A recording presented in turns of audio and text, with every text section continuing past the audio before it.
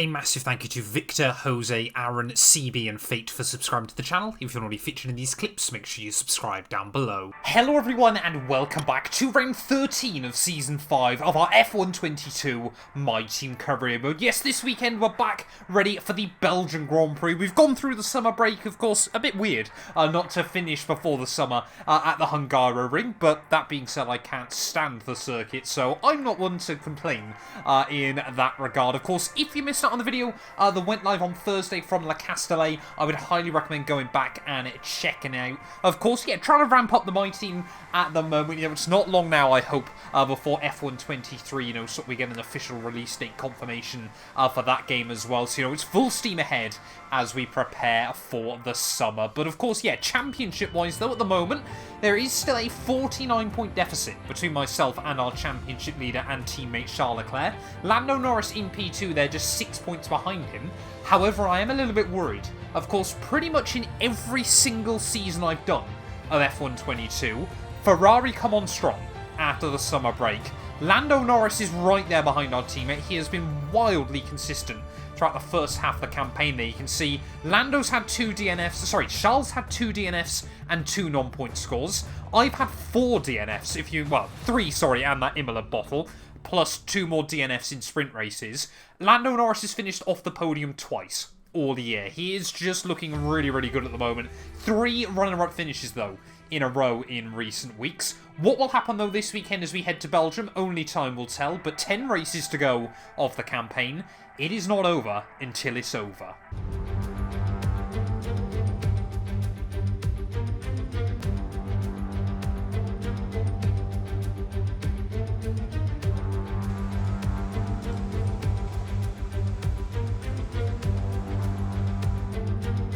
Well, I don't often start these qualifying sessions in anything other than Q3, and you guys know that often means something potentially unpredictable is about to go down. You can see we've only got 30 seconds in of Q2 here, and the rain has started to fall around the Belgian Grand Prix circuit.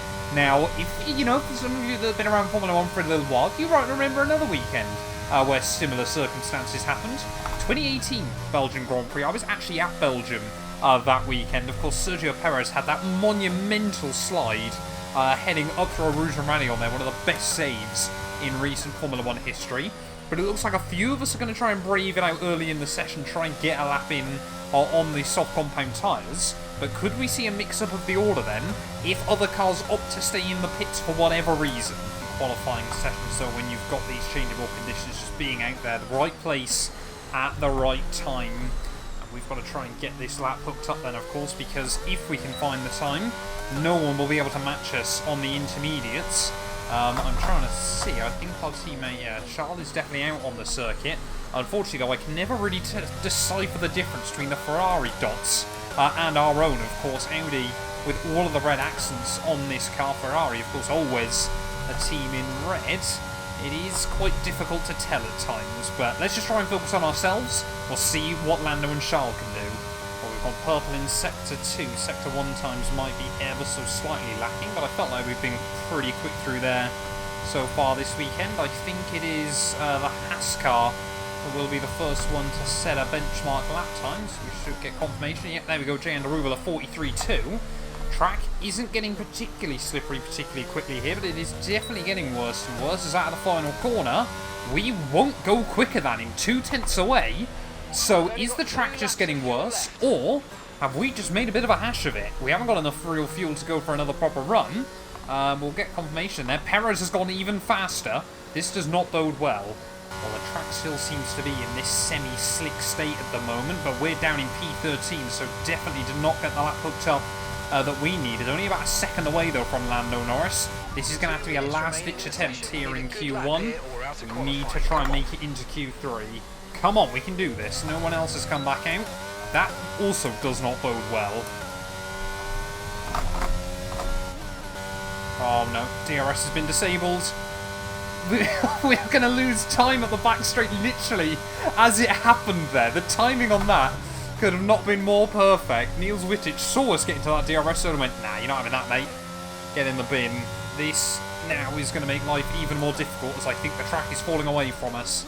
course, I've well documented the difficulties you have with the AI in these semi-sit conditions. They just seem to be able to find more grip than I can. Of course, you know, they've got built-in traction control. You can't do anything about it. So as we head up in towards the final couple of corners, we are going to be out in Q2 for the Belgian Grand Prix. We're not going to improve. I don't think we're going to have time to go for another run either. That is us done and dusted. P13 on the grid here in Belgium. I might take a couple of engine penalties and get a fresh engine put in the pool, but that has been an absolute disaster. There we go then, official confirmation at the end of Q2. Norris ahead of Charles Leclerc there. Perez and Bottas both making it through in their Red Bulls, so perhaps Red Bull bringing a little bit more pace this weekend, but yeah, I'll have a look what we've got in terms of engines. I might put a fresh one in. We might start from the back. I might just try and stay where we are and do damage limitation. We've got a long old Belgian Grand Prix ahead of us. Welcome along then to the Belgian Grand Prix, the race that gave us the maiden victory for the Jordan team back in 1998. And in the same team, the phenomenal debut of a young Michael Schumacher. There's always something special just around one of the many corners of this fan favourite circuit.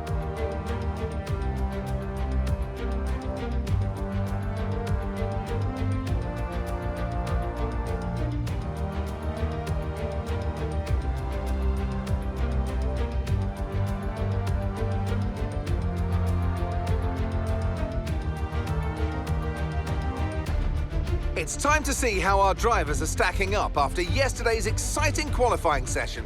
A fantastic effort from Charles Leclerc yesterday, and it's put him on pole, edging out Lando Norris, who'll start from P2.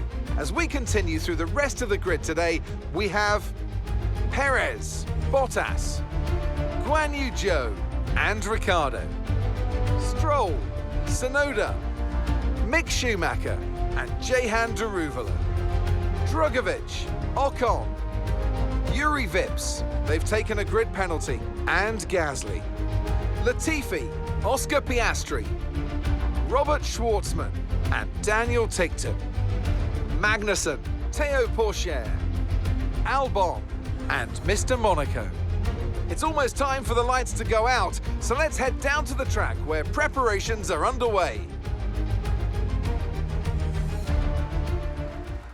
Okay, now that we've got some good points on the board, let's continue this form and aim for another top 10 finish.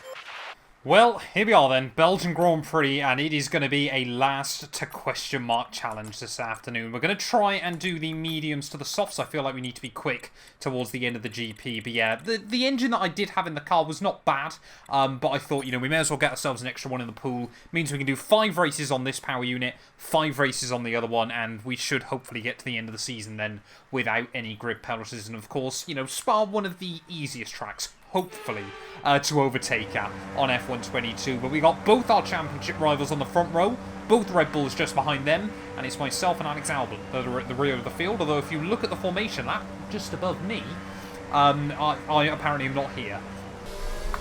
Well, as you would have seen on the proximity, there's no rain in this afternoon's running, although that being said, it is F122, so for all we know, it could absolutely bucket it down. It could snow, for all I really know, on this game. But lining up on the grid then, right at the back of the field. Last a question mark. And I've just looked at the mini-map, and one of the Mercs is doing a second formation lap. I've had that glitch now twice on F122, and both it's been on this circuit. So I'm going to sit back, have a relax, and wait for, I'm going to guess it's Latifi, to stop cheating. Right, let's do this thing though. Belgian Grand Prix, waiting on those 5 red lights. And it's lights out, and away we go. Going to try and take it nice and easy into turn 1. That's my excuse for when I get an appalling start here, but the source can often be a place for the AI to concertina up. So you know what, we'll have a look down the inside of a handful of cars there. Latifi and Gasly side by side with Magnussen at the first corner, as we're just going to try and put the power down, as Albon as well has made up quite a few places there. Side by side in towards Eau Rouge for the first time with the Williams. We've kind of barged him out, to be completely honest, but we were on the inside through the second part of the corner, so I'm absolutely going to claim it there, as hopefully we've got good straight line speed this weekend. Oscar Piastri already having a look back to the inside of Kevin Magnussen there, and Even's going to dive it up the inside of Nicholas Latifi, as well then swap the other side of K-Mag up over the top of the hill there. That Aston Martin still has just got no performance. They have bought some upgrades over the summer break, but there was no real change in the overall dynamic in this series. There was Oscar Piastri. I was never expecting to get any room through the next corner. Side by side, a bit further up the road. I think that was between a Gasly and Ocon, perhaps, or it might have been Gian Arugula. I thought I saw a Haas side by side with another car there, but up 5 places then already on this opening. That really can't complain too much about that. And are we going to make it 6?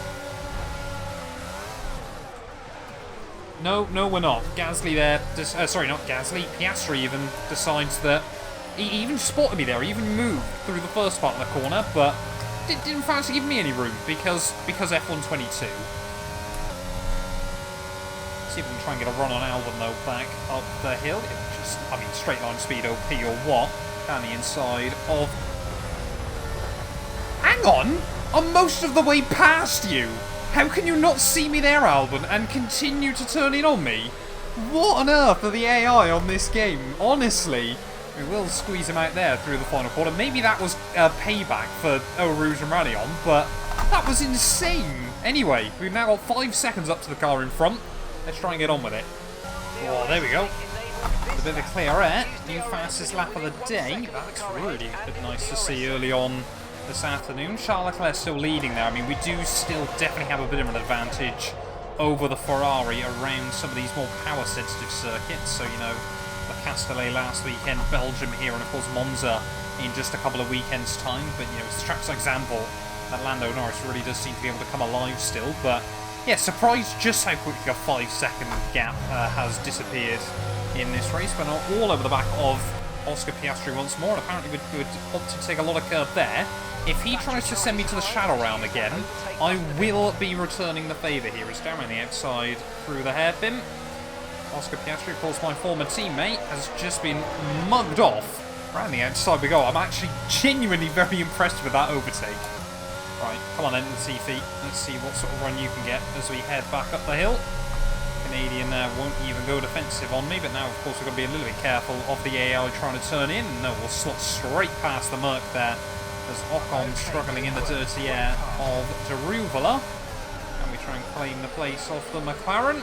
We'll get ourselves to the inside. They're a little bit more of a lungy kind of move. I wouldn't have been so surprised if he turned in on me that time. But now, P14.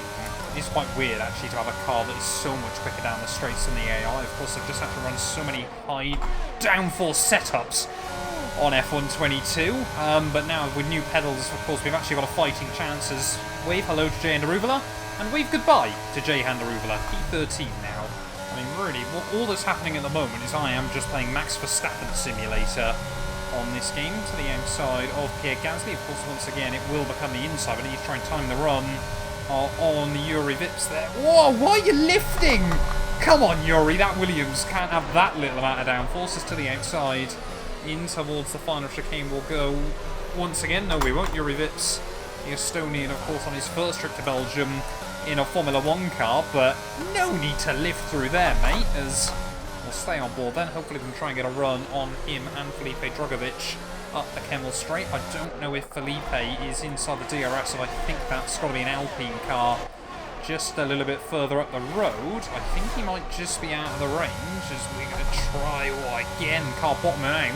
He running a bit too low on the right. I'd to the outside of Yuri Vips. We're both gaining on Felipe Drugovich. Will I get close enough to the Brazilian though? Absolutely not this time. Oh, a little bit of cadence braking there on the way in. Yuri Vips, I think, wanted to try and have a look. I don't know why the AI is so slow through there. They do seem to have the bite back on the exit, but yeah, Felipe Drugovich, come on, mate, get on with it. It's like mid-morning traffic. Oh no, down the inside into Poo on this won't go well. It's gone well. I don't know how it's gone quite well. We ran ever so slightly wide over the curb on the exit, and if someone moans at me about track limits, get in the bin. Well, Mick Schumacher and Alpine definitely were one of our biggest rivals early on in this season. Of course, remember, back to the battle we had with the German in Shanghai. Seems like they have kind of fallen off those. We got towards the summer break, you know, the likes of Ferrari swooped in. AlphaTauri obviously looked stronger, and obviously the big teams like Red Bull and McLaren as well. As to the outside of Mick we go. We're already inside the top 10 this afternoon. I'm going to say it now. We might not be out of the chance to win this thing. We are looking very, very racy here, and the new power unit as well. giving me a lot of ponies. It's still things like that, though, that can absolutely ruin your day here in Belgium. I mean, if this was really the Max Verstappen simulator, Yuki Tsunoda would be told to get out of my way, but I can tell he's going to swoop in there to the outside. Oi! Round the outside of... No, that's... Yeah, I'll give him back the place there. May have ran a bit too wide, even for my disgraceful racing etiquette liking. But yeah, we almost actually did a Max Verstappen. Of course, went round the outside of Felipe Nasr. What people often forget about that move, though, is he did also run off the circuit in the process. And Esteban Gutierrez did exactly the same overtake 2 seasons prior, and no one remembers or cared. Make of that what you will, but hopefully now we're going to try and get a roll on Yuki as we head up the Kemmel Straight. I mean, it's really these battles that are going to define whether we've got a chance to fight towards the end of the afternoon, as we'll fade one way, jink the other, and we will make it through into P8 then back over to the racing line. I mean, we could be up into the podium places before the end of this first stint. Van Stroll then.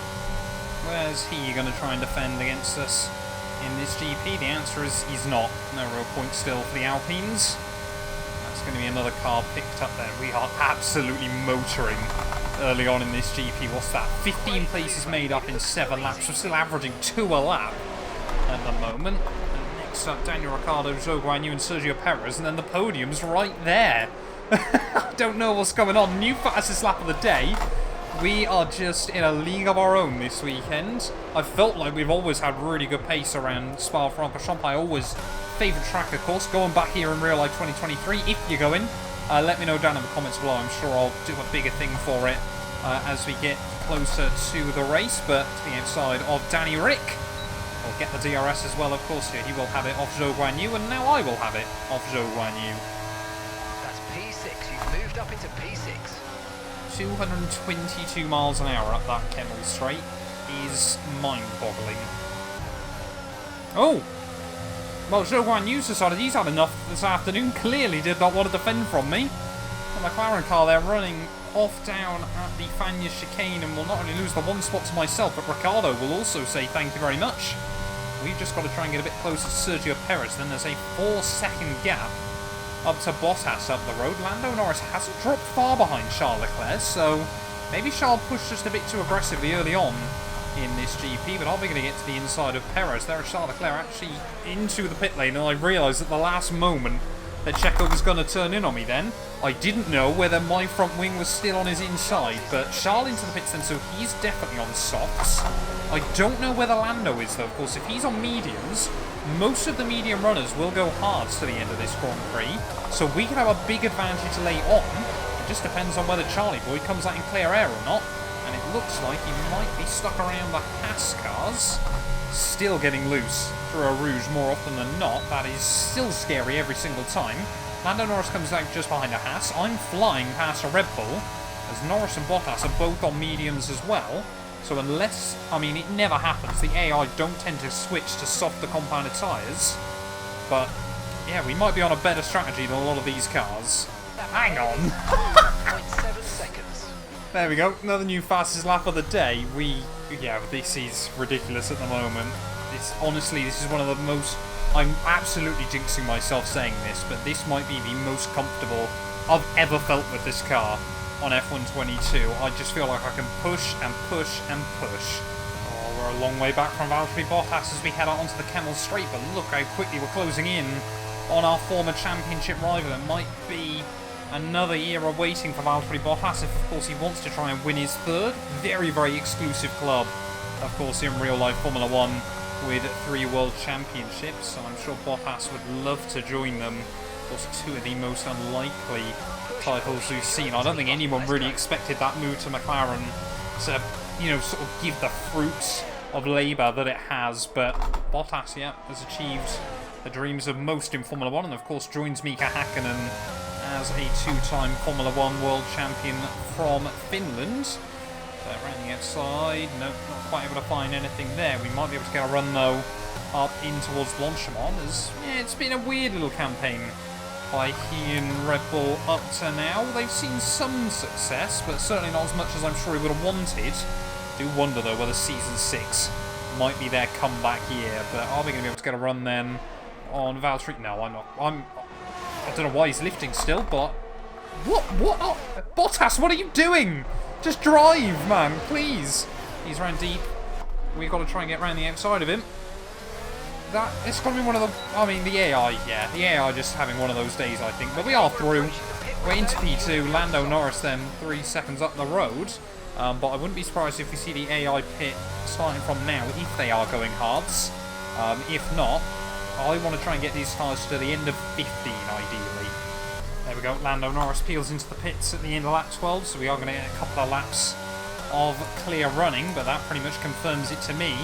The Red Bull and Ferrari there are both going to be going on to hards, so it is only Charles Leclerc and I, by the looks of it, of the front runners anyway, that are going with this gamble of a strategy. Charles Leclerc is, I think, going to re-emerge in the lead of this GP, and by a fair old margin, actually, over Lando Norris, so it is going to be a late race fight between myself and our teammate. Of course, we were about 3 seconds behind Lando, I think, when he boxed.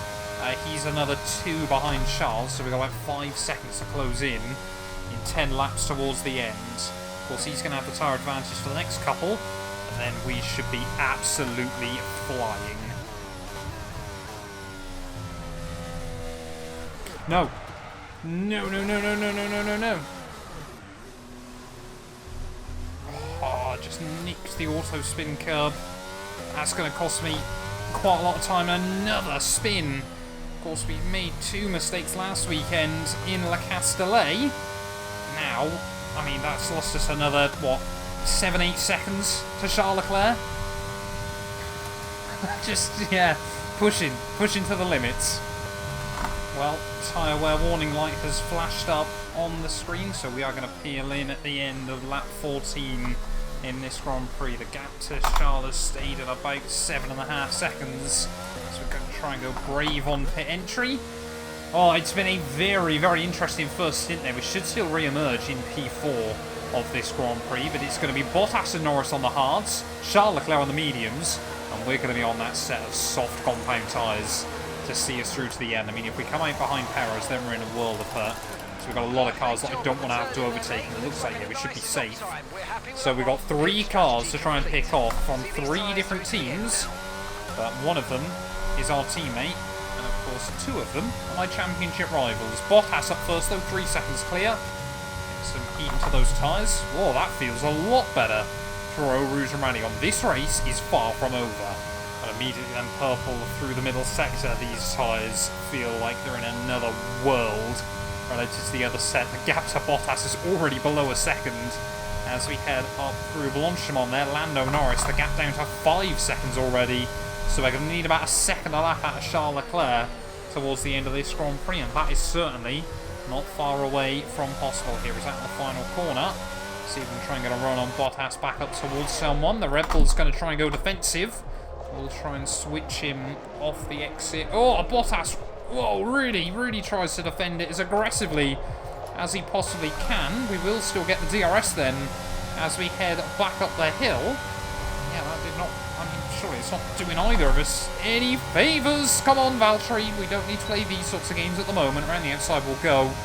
Back into the podium places we'll go, and you can never doubt Valtteri Bottas' commitment in F1 22, but yeah, now we've got eyes on the race and championship leader. 41.5 even. This is mental. This is absolutely mental at the moment. The gap to Charles Leclerc's come down 3 seconds on that lap. As long as I don't do anything stupid, surely this one is ours. Well, Lando Norris then 5 laps to go with this Grand Prix. He's one of just 2 cars I haven't actually overtaken on track so far this afternoon, but the Ferrari is about to get... Well, that should sensibly, I think, be both of us out of the Grand Prix there, but we were way down the inside of Lando Norris. I thought he'd sort of blend the... Oh, no. That was all on me. That one was definitely my fault. We get a warning for a collision there, but maybe the AI deemed that he was at fault for the first instant, because we, like I said, were far enough down the inside. We were as far over the curbing as we possibly can, but still, of course, got much superior straight line speed. We'll have to wait and see how the front wing damage affects us towards the end, as carbon copy of the move we did on Valtteri Bottas a couple of laps ago. Charles Leclerc, 3 seconds, 5 laps. We can do this.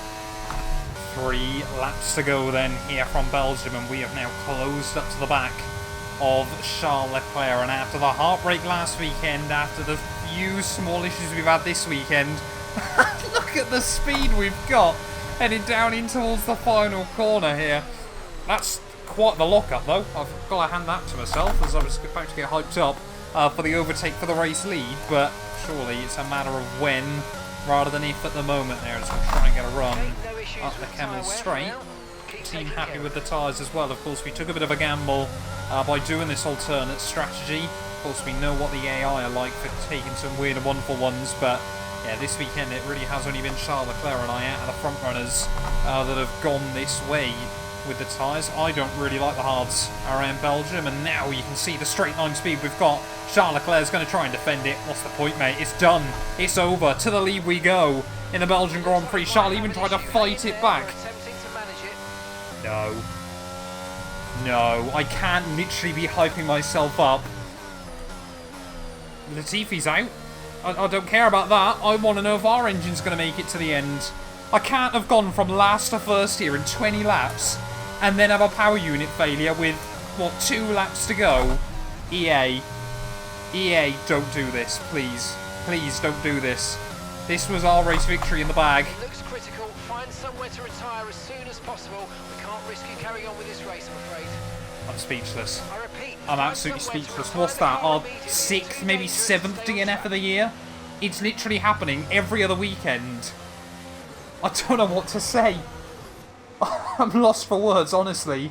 That was possibly the greatest drive I'm ever going to do on F122, and it's been just absolutely robbed of me.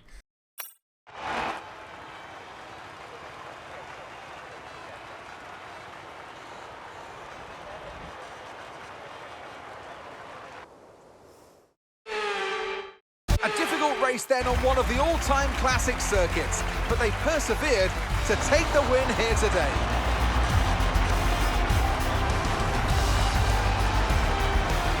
Talk to me, Ant. What was it that set them apart from the competition today? I think that smart tyre management on track and very smooth driving definitely assisted in their victory today.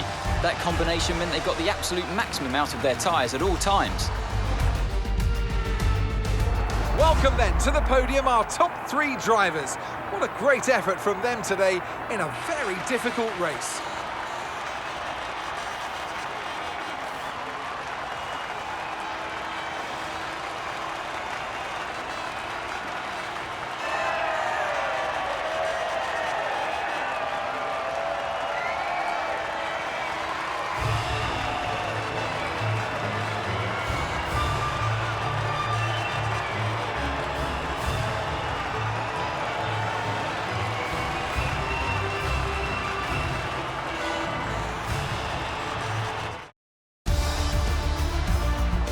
Let's have a quick look at how the drivers' standings have changed. Charles Leclerc, currently leading the championship standings, extends his lead even further with this result. So, Anthony Davidson, who would you rank as your driver of the day?